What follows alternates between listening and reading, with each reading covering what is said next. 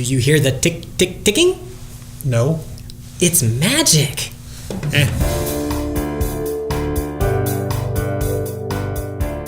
The House with a Clock in its Walls is rated PG for thematic elements, including sorcery. Apparently that's a PG thing. Hide your kids. Some action, scary images, rude humor, and language. So, we've got the story of a young orphan boy, Louis Barnevelt, and he gets shipped off to see his uncle. To live with his uncle, actually, because his parents died. Was it a car wreck? Crash. Car crash, yeah. Tragic. It's very sad. And so Louis has to go live with his uncle. His uncle picks him up and takes him to this strange house. And in the strange house, strange things happen. And over time, Louis is kind of a really weird kid. He doesn't have a lot of friends, and he's in a brand new place. And his uncle is weird, and he's just having a really hard time fitting in. And then all of a sudden, he finds out that his uncle is actually a wizard, and the house is magical. Yes. And the only problem is there's this weird ticking in the walls. And his uncle, Jack Black, plays the uncle, Jonathan, and he runs around the house trying to find this ticking, and we don't know why he's so obsessed with the ticking. We don't know what's causing the ticking, and that it becomes kind of the foil in the movie. He and his neighbor, Kate Blanchett, played Florence Zimmerman. Purple. Yeah, the purple. She loved purple. They both were convinced whatever it was a very bad thing. So they were trying to solve it before it quit ticking. So that was kind of the gist. So we've got Jack Black, Kate Blanchett. That's some pretty serious star power right there. Yeah, Kyle MacLachlan plays the villain, and he actually does a pretty good job of it. Jack Black is one of those guys I should, like on paper, I should just love him, and in most things I don't. Like, if I like something, it's usually in spite of Jack Black, not because of. And I don't know why. I don't know why that is. But he was perfectly fine in this. I thought it fit him very well. He got to be a little over the top without having to be, super over the top. Kate Blanchett was awesome. I thought she did a really good job. Is she ever not awesome? I can't think of one. Everything I've seen her in, I have liked. Might be the cutest gray-haired old lady I ever saw in my life, too.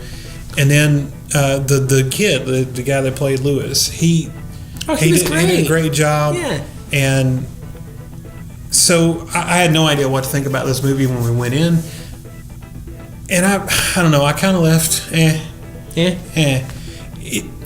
started out, and again, going in, I had no expectations, no anything. I didn't know what, and I know it was a kid's movie.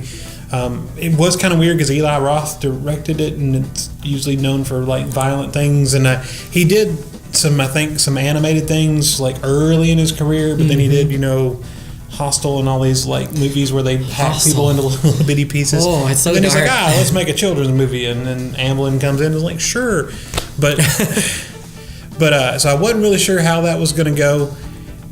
But it started off, and I was in. I was hooked and into this thing probably for the first 45 minutes to an hour.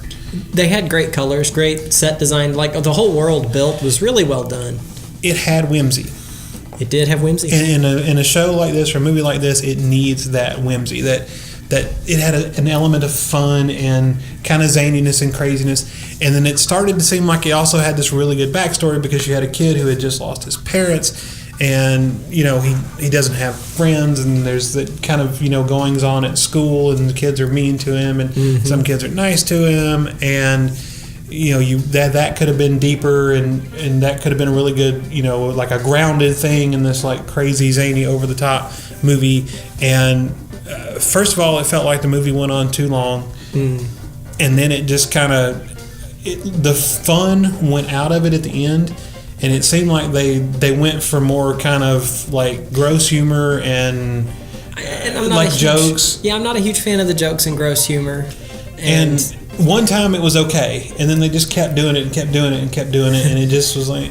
Without spoiling the context of what I'm about to say in the movie. Is it the lion? Anytime you include a homunculus, I don't like that. I don't think it's funny. Like, it's creepy. Don't do it. But it doesn't... with the lion, I see what you mean. That was what I was thinking in the potty. But yeah, the fun just kind of went out of it after a while, And if the movie had stopped after an hour, I'd been like, man, you know what? That was pretty darn good. It was a fun ride. The story about the part with the kid and all the stuff that's happened to him, it really just felt like someone spent a lot of time and a lot of love putting together the first part of this movie, and then they rushed, through it. Some of the effects kind of went downhill there at the end. The pumpkins, the baby at the end. That homunculus was it was not good. It was not good in any way. And it just kind of fell apart for me. So I gave it a lower rating than you guys did, but I wanted to like this, and it really, when it started off, it reminded me of those old, like, black and white live action Disney movies, The Nutty Professor and things like that. And those just had such fun and whimsy, and that's where it went. And I went, yes, that's what this needs. And once that was gone, and they tried to have a darker theme, although it wasn't really that dark. Well, it was kind of a dark under theme when they revealed, and I won't say for spoiler's sake, but for what the clock was going to do. It's really dark. Yeah, but then it was also stupid at the same time, and then so the darkness doesn't mean anything, and the stupid, and it just kind of nullified each other and kind of left me with clashed. Nothing. You felt it clashed. Yeah, it did. Well, all in all, our average score on our reviews, we decided that A House with a Clock in Its Walls is okay.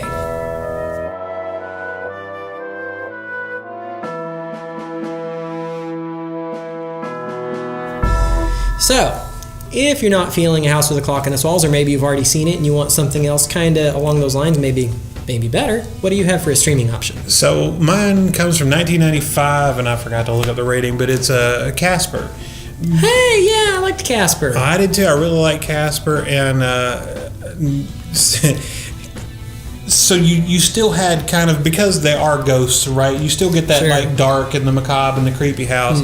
And the basic story is Bill Pullman plays the dad, and Christina Ricci plays the daughter, and her name was Kat, and I cannot remember Bill Pullman's name, but he is a like shrink to the dead. He tries to contact ghosts and help them go into living because his wife, her mom, dies, and Casper kind of has a crush on her, sees her in a TV commercial, and gets it set up so they come visit the house. And then his uncles, who are also ghosts, show up, and they try to run him out of the house because they don't want the humans there. Casper wants them to stay because he doesn't have friends, and he's wants a friendly people there. Ghost. And there's some really great stuff. Eric Idle has a little small part in it that's really good. There's some cameos from like Dan Aykroyd, and it had that whimsy. It had that, what I thought was a good, like, Casper kind of had a heartfelt backstory to him. Kat had kind of a heartfelt because her mom just died and she doesn't have a lot of friends. Yeah. And it kind of did the same thing I felt like The House with a Clock in Its Walls was trying to do, but better. And it might just be my perspective. It came out when I was 14, so probably had a different outlook on life. But that's my recommendation. Well, I am going to go with one that was, I guess, questionably popular, because it was part of it should have been the beginning of a series based on books, and I'm pretty sure The House with the Clock in Its Walls also was based on a book. But I'm going with the Spiderwick Chronicles. I liked it. I thought it was fun. Again, kind of a similar setup. You've got a kid who's going to, I think it was a deceased relative's house in this case, and they apparently had been privy to this like sub-world of things that were going on and keeping evil at bay, and they had all these like traps and defenses set up. But the people who moved there had no idea what was going on, and unwittingly start dismantling everything, not realizing that it's the only thing holding evil at bay. And so the kid, and then do you remember what year it came out? It was shortly after The Lion, the Witch, and the Wardrobe. So it's much newer than Casper, and again, I might have liked that a lot better if it had come out when I was It younger. was in that flurry that came out right after The Lord of the Rings, so it was the early 2000s. I just didn't care for it. And it had its issues. It was not well received. That one and The Golden Compass, people just did not like them for whatever reason. I thought it was fun. I'd have watched more, but it didn't take off. But again, similar thing. Kid with his friends kind of team up, and he's a goofy kid and weird, and similar sort of thing as far as it had some whimsy, but also some kind of darker undertones a little bit.